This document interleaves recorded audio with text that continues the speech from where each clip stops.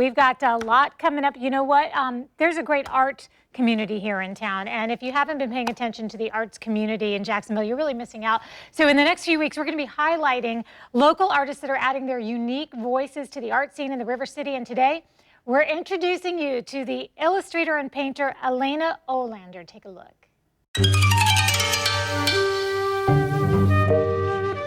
When I was a child, I spent a lot of time alone.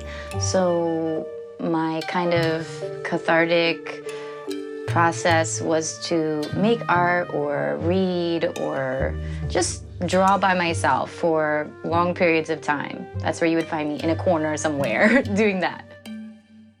Hi, I'm Elena Øhlander, and I am a visual artist working in the medium of illustration and painting.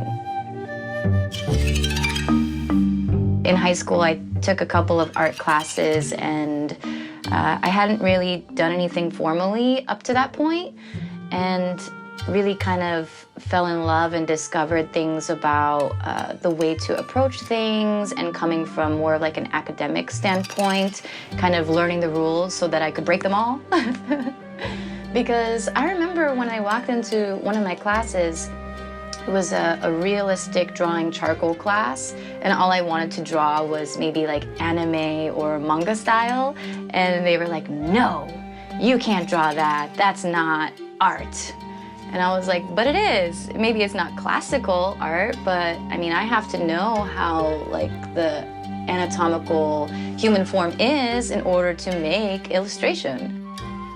When I sit down in my studio and I look at this blank thing, I sometimes have a plan, but other times it's kind of organic. Like, there are a bunch of ideas and I don't know exactly how they're going to come to fruition, but I do know that it's kind of an organic growth process. Maybe I'll start with the face and the eyes and expression and let that kind of inform the figure and the gesture that comes along with it.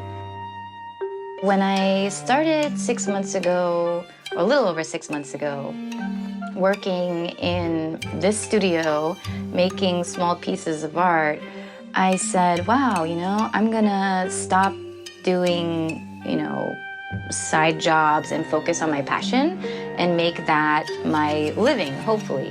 But I didn't realize like that it would become something that would drive my life.